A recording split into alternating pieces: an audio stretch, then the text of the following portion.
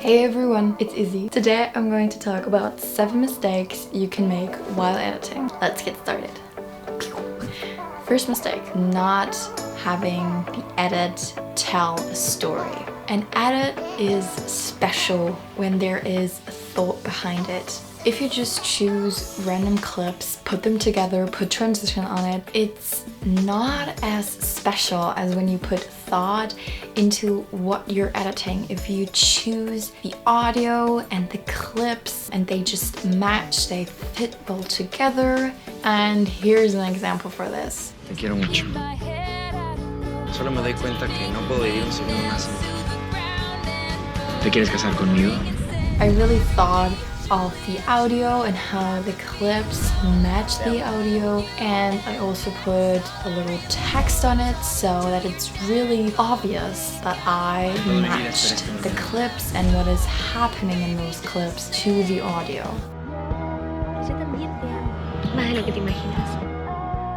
An edit can look so beautiful just by telling a story.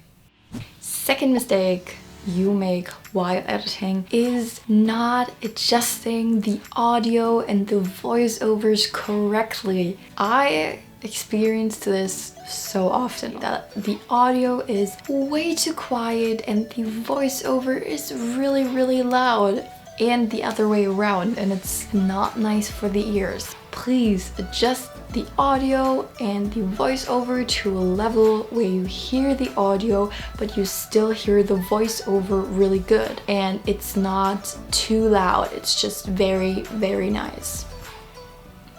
Third mistake you can make while editing is not looking for false frames. And what I mean by that is not checking the clips if there are half frames in it. TV shows are mostly filmed in interlaced. Interlaced works with half frames, and when you're editing, it can very easily happen that there is a false frame. It looks like a flash or something, and it's really distracting. So to avoid false frames in your edits, I would advise for adding transitions, export your edit, just the sequence of clips, and check if on the export there are any false frames visible. And when there are false frames, do this. Trim the end of the clip a little bit and then slow it down a little bit more, but check for half frames.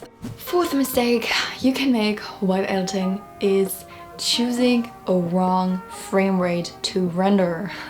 Using a high frame rate makes an edit really smooth by its own. For example, this is an edit I rendered in 25 frames per second, and it looks a little bit choppy because the edit did not capture a lot of frames, it just captured 25 frames per second. And in comparison to this edit, I rendered in 60 frames per second. It's really smooth and you can see more frames because you rendered more frames. And this takes me to mistake number 5, using clips that have a lower frame rate than your project's frame rate. When you use clips that have a very low frame rate, for example 23 frames per second, it's just not good material to work with. But sometimes you have like YouTube videos of something that have a really low frame rate and you just can't do anything about it. When your project's frame rate is, for instance, 30 frames per second, I would advise not using clips with a low frame rate. In general, it looks better using clips with the same frame rate as your project's frame rate because there's not ghosting happening. Ghosting is when you can still see the shadow of the other frame. And especially when you slow down a clip and the clip has not enough frames per second, it can often happen that there is a still frame or a double frame and the picture just stops for a split second and then moves on, and that also can look very bad.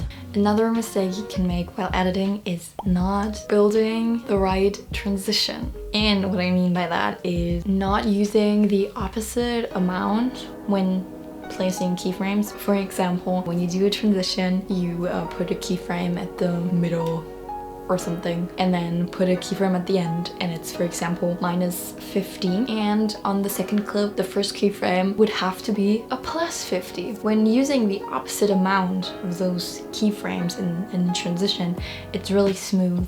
And the last mistake you can make while editing is not putting on motion blur. I ignored all the people who said use motion blur, but no, I didn't do it, and my edits looked not smooth. And it's really important because the motion blur just really blurs the emotion and really makes it smooth.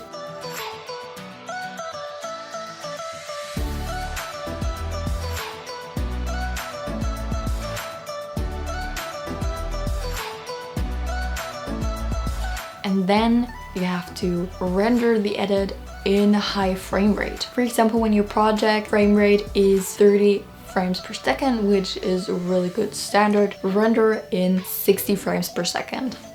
And a bonus tip, set your autosave settings on 5 to 10 minutes. Nothing is worse than your computer turning off because some error occurred and all your work is gone. I hate this, I experienced it, and that's why I have my autosave always on.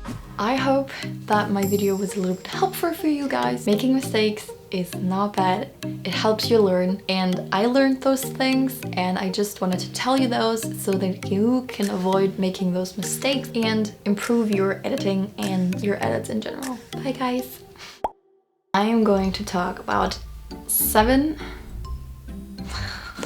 together, using clips that have a lower frame rate, using clips that have a lower normal frame rate.